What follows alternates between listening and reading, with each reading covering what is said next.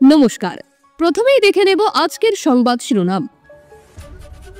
সিতাই হারোয়ায় তৃণমূলের দাপটে বিরোধীরা হারালো জামানত, বাম কংগ্রেসের মহাশূন্যে পতন। খনিতে ডিনামাইট বিস্ফোরণ, পাথর ছিটকে ভাঙল বাড়ি, রানীগঞ্জে উত্তেজনা। জানুন পুরো ঘটনা। উপনির্বাচনে শুভেন্দু বললেন হারের দায় সংগঠনকে, শোনালেন উপলব্ধি। মহারাষ্ট্রে মোদির গেরুয়া ঝড়, উন্নয়ন আর সুশাসনের জয়। জানুন কেন এটা গুরুত্বপূর্ণ। উপনির্বাচনে ছক্কা, মমতার পোস্টে বিজেপির বিরুদ্ধে অভিষেকের আক্রমণ। বাড়িতে একা ছিল মেয়ে, যুবকের সুযোগ নিতে এসে শেষ রক্ষা হলো না। ডাকাতের ছক ভেস্তে গেল, পুলিশের জালে ধরা পড়ল দুষ্কৃতী। জানুন কিভাবে ধরা পড়ল। রাধা গোবিন্দ মন্দিরে কি ঘটল রাতে, পুরোহিত বললেন গায়ে কাটা দিল। খেলতে খেলতে তলিয়ে গেল দুই নাবালক, ভাগীরথী নদীতে দুর্ঘটনা। প্রতিদিন নিয়মিত সঠিক খবর শোনার জন্য সাবস্ক্রাইব করুন কলকাতা পত্রিকা চ্যানেলটিকে। আসছি বিস্তারিত খবরে। আরজিকর কাণ্ডের পরে রাজ্যের শাসক দল তৃণমূলকে কম আক্রমণের মুখে পড়তে হয়নি। টানা আন্দোলনে সরকারকে কিছুটা হলেও চাপে ফেলেছিল বিরোধীরা, কিন্তু ভোট বাক্সে দেখা গেল আরজিকর কাণ্ডের কোনো প্রভাবই পড়েনি। হারোয়া এবং সিতাইতে তৃণমূলের ঝড়ে খড়কুটোর মতো উড়ে গেল বিরোধীরা। হারোয়াতে নিকটবর্তী এআইএসএফ প্রার্থী পিয়ারুল ইসলামকে 1,31,388 ভোটে হারালো তৃণমূল। পাশাপাশি সিতাইতে নিকটবর্তী বিজেপি প্রার্থী দীপক রায়কে 1,30,636 ভোটে হারালেন ঘাসপুর প্রার্থী সঙ্গীতা রায়। দুই কেন্দ্রে জামানত বাজেয়াপ্ত হলো সব বিরোধী প্রার্থীর। রাজ্যের 6 আসনে জয় ব্যবধান। রাজ্যের 6 বিধানসভা কেন্দ্রের মধ্যে হারোয়া, সিতাই, নৈহাটি, তালড্যাংরা, মেদিনীপুর, মাদারিহাট সব জায়গাতেই বাম কংগ্রেসের আসন শূন্য। এবার আসন সমঝোতা না করে আলাদা লড়েছিল বাম কংগ্রেস, তাতেও লাভ কিছু হয়নি। 6 কেন্দ্রে জামানত জব্দ হয়ে উল্টে শূন্য থেকে মহাশূন্য হলো এই দুই দল। বামেদের হয়ে কিছুটা মুখ রাখলো আইএসএফ। হারোয়াতে 25,684টি ভোট পেয়ে 2 নম্বরে শেষ করলেন আইএসএফ প্রার্থী পিয়ারুল ইসলাম। মাদারিহাটের নোটার সঙ্গে জোর লড়াই চলল বামফ্রন্ট এবং কংগ্রেসের। সেখানে নোটা পেয়েছে 2,856টি ভোট, সেখানে বামফ্রন্ট 3,412 এবং কংগ্রেস 3,023টি ভোট। তালড্যাংরা, মেদিনীপুরে নোটার সঙ্গে জোর লড়াই করল কংগ্রেস। আরজিকর কাণ্ডের মতো এত গুরুত্বপূর্ণ ইস্যুতেও দেখা গেল শাসক দলের ভোট ব্যাংকে কোনো প্রভাবই পড়েনি। আর 1.5 বছর পরে রাজ্যে বিধানসভা ভোট, সেখানে কি ঘুরে দাঁড়াতে পারবে বিরোধীরা? আবার আসন সমঝোতায় যাবে বাম কংগ্রেস? এমনই অনেক প্রশ্ন ঘুরছে রাজনৈতিক মহলে।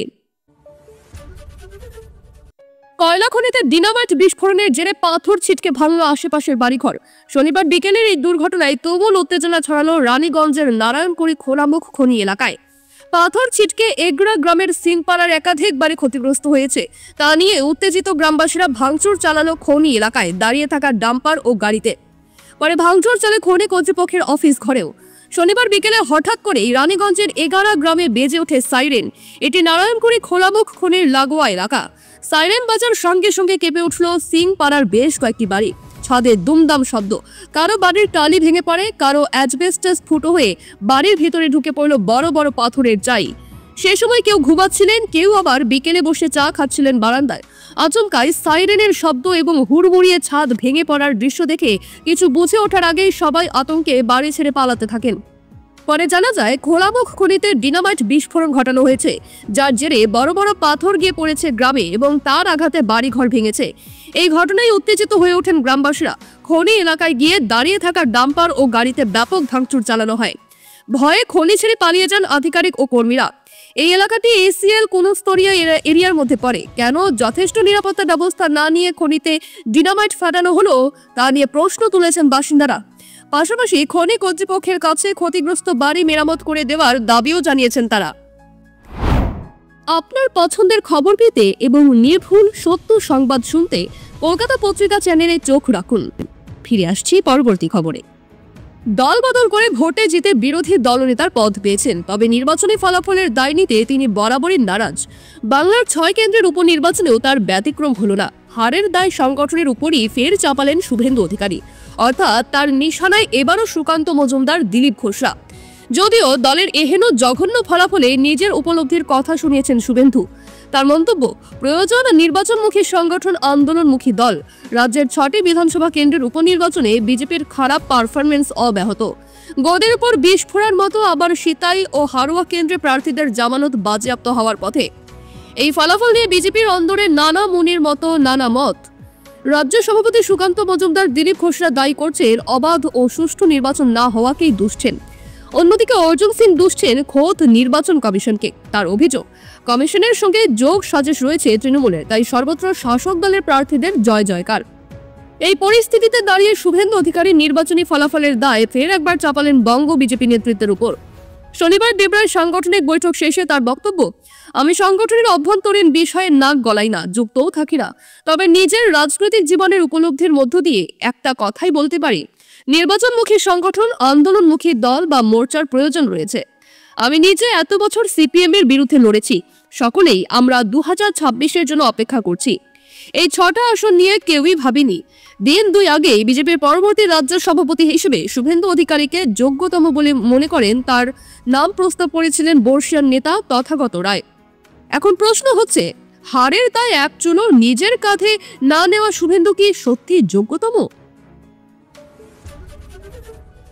মহারাষ্ট্রের সব অনুমান ছাপিয়ে ব্যাপক সংখ্যাগরিষ্ঠতা পেয়ে ফিরছে বিজেপি, ধরাশায়ী বিরোধী শিবির। এই জয়ের স্বভাবতই উচ্ছ্বাসিত প্রধানমন্ত্রী নরেন্দ্র মোদী। শনিবার তিনি এক্স হ্যান্ডেলে দলের নেতাকর্মী ও সমর্থকদের উদ্দেশ্যে বার্তা দিলেন, লেখেন, উন্নয়নের জয়, সুশাসনের জয়, একসঙ্গে থাকলে আরো শীর্ষে পৌঁছাবো আমরা। একটি পোস্টে মোদী লেখেন, মহারাষ্ট্রের আমার বোন ও ভাইদের প্রতি আন্তরিক কৃতজ্ঞতা, বিশেষ করে রাজ্যের যুবক ও মহিলাদের এনডিএর জন্য ঐতিহাসিক রায় দিয়েছেন। এই স্নেহ এবং উষ্ণতা অতুলনীয়। মোদী আরও লেখেন, আমি জনগণকে আশ্বাস দিচ্ছি, আমাদের জোট মহারাষ্ট্রের উন্নতির জন্য কাজ করে যাবে। জয় মহারাষ্ট্র।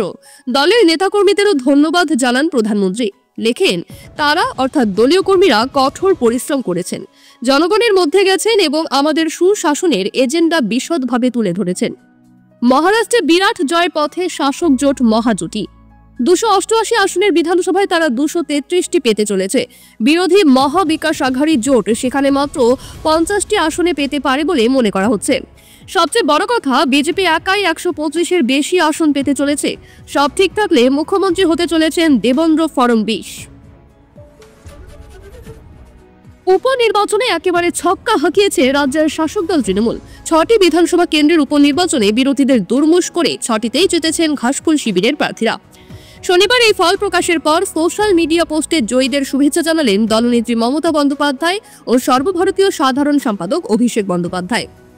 এক্স হ্যান্ডেলে মা মাটি মানুষকে এই জয়ের কাণ্ডারি বলে উল্লেখ করে মমতার স্পষ্ট বার্তা, আমরা জমিদার নই, মানুষের পাহারাদার। আর অভিষেক বিধলেন বিজেপির জমিদারি মনোভাবকে। মাবাটি মানুষকে জানায় বিনম্র চিত্তে অভিবাদন, জয় বাংলা। অভিনন্দন জানিয়ে পোস্ট করলেন দলনেত্রী মমতা বন্দ্যোপাধ্যায়। তবে তিনি কৃতিত্ব দিয়েছেন মা মাটি মানুষকে। সেই সঙ্গে লিখেছেন, আমরা জমিদার নই, মানুষের পাহারাদার। জয়ী প্রার্থীদের শুভেচ্ছা জানিয়ে সোশ্যাল মিডিয়ায় বার্তা দিয়েছেন দলের সর্বভারতীয় সাধারণ সম্পাদক অভিষেক বন্দ্যোপাধ্যায়ও। এক্স হ্যান্ডেলে তিনি অবশ্য বিরোধীদের কার্যত তুলোধুনা করেছেন। অভিযোগ তুলেছেন, বাংলার বিরুদ্ধে চক্রান্ত করতে কলকাতা হাইকোর্টেও গিয়েছিলেন বিরোধীরা, তা পুরোপুরি স্বার্থান্বেষণের জন্যই ছিল। পাশাপাশি বিজেপি গড় মাধারিহাটেও তৃণমূল জেতায় সেখানকার বাসিন্দাদের ধন্যবাদ জানিয়েছেন অভিষেক। তৃণমূল স্তরের কর্মীদের কৃতিত্বের কথাও তুলে ধরেছেন দলের সর্বভারতীয় সাধারণ সম্পাদক। এক নাবালিকাকে ধর্ষণের চেষ্টার অভিযোগে পূর্ব বর্ধমানের খণ্ডঘোষ থানার পুলিশের হাতে গ্রেফতার হলো এক যুবক। ওই নাবালিকাকে বাড়িতে একলা পেয়ে সে তাকে ধর্ষণের চেষ্টা করে বলে অভিযোগ। নাবালিকার চিৎকার শুনে প্রতিবেশীরা এসে তাকে উদ্ধার করে। অভিযুক্ত যুবককে গ্রেফতার করেছে পুলিশ। ঘটনাকে কেন্দ্র করে এলাকায় ব্যাপক চাঞ্চল্যের সৃষ্টি হয়েছে। ধৃতের নাম রহিম মাল। পুলিশ সূত্রে জানা গেছে, খণ্ডঘোষ থানা এলাকার ওই নাবালিকা শুক্রবার বাড়িতে একাই ছিল। সেই সময় জোর করে রহিম তার বাড়িতে ঢুকে তাকে ধর্ষণের চেষ্টা করে বলে অভিযোগ। নাবালিকার বাড়ি গ্রামের শেষ প্রান্তে মাঠে পাশে। সেই সময় বাড়িতে কেউ ছিল না, আর সেই সুযোগে কাজে লাগিয়ে রহিম নাবালিকার বাড়িতে জোর করে ঢুকে পড়ে। নাবালিকার চিৎকার শুনে গ্রামবাসীরা ঘটনাস্থলে গেলে রহিম পালানোর চেষ্টা করে। গ্রামবাসীরা রহিমকে ধরে পুলিশে খবর দেয়। খণ্ডঘোষ থানার পুলিশ রহিমকে আটক করে। পরে নাবালিকার পরিবারের অভিযোগের ভিত্তিতে অভিযুক্তকে গ্রেফতার করে পুলিশ। শনিবার রহিম মালকে আদালতে পেশ করা হয়। এলাকার বাসিন্দারা বলছেন, বাড়ির অন্যান্যরা কাজের জন্য বাইরে ছিলেন, ওই নাবালিকা একাই ছিল বাড়িতে। সেই সুযোগ কাজে লাগায় অভিযুক্ত যুবক। তার মতিগতি আঁচ করে জোরে চিৎকার করে নাবালিকা। তার চিৎকার শুনে আশেপাশের বাসিন্দারা ছুটে আসে। ধরা পড়ে যাওয়ার ভয়ে ওই যুবক পালানোর চেষ্টা করে, কিন্তু সে বাসিন্দাদের হাতে ধরা পড়ে যায়। রাজ্য জুড়ে একের পর এক এই ধরনের ঘটনা ঘটতে থাকায় উদ্বিগ্ন বাসিন্দারা। এলাকার বাসিন্দারা বলছেন, এই সামাজিক ব্যাধি আটকাতে কড়া পদক্ষেপ নেওয়া জরুরি। তা না হলে এই ধরনের ঘটনায় নিয়ন্ত্রণ করা যাচ্ছে না। প্রতিদিনই রাজ্যে কোনো না কোনো মহিলা শ্লীলতাহানি, ধর্ষণের শিকার হচ্ছে। নাবালিকারাও তার থেকে রেহাই পাচ্ছে না। আগ্নেয়াস্ত্র সহ এক ব্যক্তিকে গ্রেফতার করল মেমারি থানার পুলিশ। তার কাছ থেকে উদ্ধার হয় একটি 1 নলা বন্দুক ও 1 রাউন্ড গুলি। পুলিশ জানিয়েছে, ধৃত ব্যক্তির নাম মিঠু শেখ। তার বাড়ি বর্ধমানের দেওয়ানদিঘি এলাকায়। ধৃতকে শনিবার পেশ করা হয় বর্ধমান আদালতে। পুলিশ ও স্থানীয় সূত্রে জানা গিয়েছে, শুক্রবার গভীর রাতে গোপন সূত্রে পাওয়া খবরের ভিত্তিতে মেমারি মালম্বা রোডে অভিযান চালায় পুলিশ। সেখানে সন্দেহজনকভাবে ঘোরাঘুরি করার সময় মিঠু শেখকে আটক করে তল্লাশি করা হয়। তল্লাশিতে তার কাছ থেকে উদ্ধার হয় একটি 1 নলা বন্দুক ও 1 রাউন্ড গুলি। পুলিশ সূত্রে জানা গেছে, ওই রাস্তায় ডাকাতের ছক ছিল তার। পুলিশ সূত্রে আরও জানা গিয়েছে, মিঠু শেখের বিরুদ্ধে এর আগেও মন্তেশ্বর ও মেমারি থানায় মাদক মামলা রয়েছে এবং এর আগেও সে গ্রেফতার হয়েছিল। মিঠু কোন গ্যাংয়ের হয়ে কাজ করে, বড় কোনো চক্রের সঙ্গে জড়িত কিনা তা খতিয়ে দেখছেন তদন্তকারীরা। এদিকে আবার আসানসোলে গ্রেফতার জমি মাফিয়া, পুকুর বোঝানো সহ সরকারি জমি দখল। একাধিক অভিযোগে গ্রেফতার আসানসোলের এক জমি মাফিয়া। উত্তর আসানসোলের ওই কয়লা মাফিয়ার নাম এহেতেসাম হাসমি ওরফে উইলসন। মুখ্যমন্ত্রী মমতা বন্দ্যোপাধ্যায়ের হুঁশিয়ারির পর ফের একবার ব্যবস্থা নিল আসানসোল দুর্গাপুর পুলিশ। পুকুর ভরাটের অভিযোগে ওই ব্যক্তিকে গ্রেফতার করছে আসানসোল উত্তর থানার পুলিশ। পুকুর ভরাটের অভিযোগের ভিত্তিতে গ্রেফতার হওয়া উইলসনকে শনিবার আসানসোল আদালতে হাজির করা হয়। পুলিশ আদালতে 14 দিনের পুলিশ হেফাজতের আবেদন করলে বিচারক 7 দিনের পুলিশি হেফাজতের আবেদন মঞ্জুর করেন। অভিযোগ, উইলসনের সঙ্গে বড় শাসক নেতাদের ঘনিষ্ঠ সম্পর্ক রয়েছে। উত্তর থানা এলাকায় বিভিন্ন ফ্ল্যাট আবাসন তৈরি হয়েছে, সেখানে পুকুর ভরাট করেই হয়েছে ওই আবাসন। উইলসন রয়েছে এই ঘটনায়। পুলিশের তৎপর পদক্ষেপের পর প্রমাদ গুনছেন জমি মাফিয়ারা বলে গুঞ্জন। গ্রামের এক কোণে জাগ্রত মন্দির, সেই মন্দিরে নিত্য পুজো হয়। গ্রামবাসীরা অংশ নেন, যে যার মানত করেন। প্রতি ভোরে আসেন নিত্য পুরোহিত। অন্যান্য দিনের মতো বৃহস্পতিবার সকালেও পুরোহিত আসেন, কিন্তু এদিন মন্দিরে পা রাখতেই গায়ে কাঁটা দিয়ে যায় তার। কিছুক্ষণের মধ্যেই গ্রাম চাউর হয়ে যায় খবর। বিগ্রহ দেখতে ভিড় জমান গ্রামবাসীরা। গ্রামের জাগ্রত বিগ্রহের গা থেকেই খুলে নেওয়া হয়েছে সোনার উপর গয়না, যা এই গ্রামে আগে কখনো ঘটেনি। সেটাই হলো জয়নগরের দুর্গানগর গ্রাম পঞ্চায়েতের বক্সিরচক গ্রামে জাগ্রত রাধা গোবিন্দের মন্দিরে চুরি। খোয়া গিয়েছে বিগ্রহের গয়না, প্রণামী বাক্সের টাকা সহ পুজোর বাসনপত্র। স্থানীয় সূত্রে জানা গিয়েছে, জয়নগর 2 নম্বর ব্লকের অন্তর্গত বকুলতলা থানা এলাকার বেলে দুর্গানগর গ্রাম পঞ্চায়েতের বক্সিরচক গ্রামের এই মন্দিরের রাধা গোবিন্দের মাহাত্ম্য গ্রাম জুড়ে। বৃহস্পতিবার ভোর রাতে পুরোহিত যখন পুজো করতে আসেন, তার নজরে প্রথম বিষয়টা আসে। খবর পেয়ে ছুটে যান গ্রামের মাতব্বররাও। তারা দেখেন মন্দিরের গেটের তালা ভাঙা, বিগ্রহের গায়ের সমস্ত গয়না উধাও, প্রণামী বাক্স ফাঁকা, পুজোর পিতলের বাসনপত্র চুরি গিয়েছে। খবর পেয়ে ঘটনাস্থলে যান বকুলতলা থানার পুলিশ। গ্রামের এক প্রবীণ বাসিন্দার কথায়, ধর্মেরই ভয় নাই, গ্রামের মানুষের বিশ্বাসের জায়গায় আঘাত লেগেছে। অবিলম্বে চুরির সামগ্রী উদ্ধার করতে হবে। পাশাপাশি এই ঘটনায় যারা জড়িত তাদেরকে অবিলম্বে গ্রেফতার করতে হবে। একটা ফোন এলো, সেই ফোন ধরতেই বৃদ্ধকে অপর প্রান্ত থেকে বলা হলো, হ্যালো অভিমন্যু, আপনি মৃত, তাই আপনার ভাতা বন্ধ করে দেওয়া হয়েছে। তারপর রেখে দেওয়া হলো ফোন। শুনেই তো থ বৃদ্ধ। প্রথমে কেউ মজা করছিল বলে বিষয়টি গুরুত্ব দিয়ে দেখেননি ততটা, কিন্তু না, একে দেখলেন সত্যি সত্যিই তিনি পাচ্ছেন না বার্ধক্য ভাতা।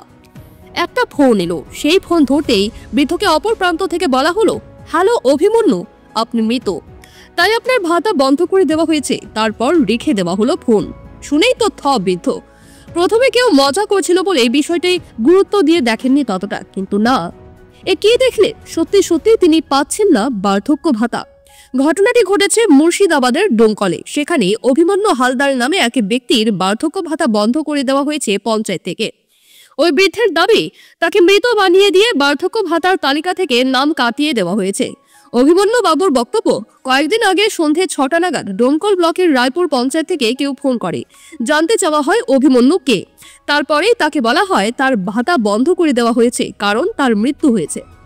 এদিকে এই ঘটনার পর অনেকের সঙ্গে যোগাযোগ করেন ওই বৃদ্ধ। তার ভাতা পুনরায় চালু করার জন্য অনেক চেষ্টাই করেছেন, কিন্তু কোনো সুরাহা মেলেনি বলে দাবি তার।